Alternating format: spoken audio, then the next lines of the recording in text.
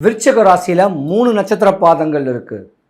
விஷாகம், அனுஷம், கேட்டை. விசாக நட்சத்திரத்துக்கு அதிபதி குரு பகவான், அனுஷ நட்சத்திரத்துக்கு அதிபதி சனி பகவான், கேட்டை நட்சத்திரத்துக்கு அதிபதி புதன் பகவான்.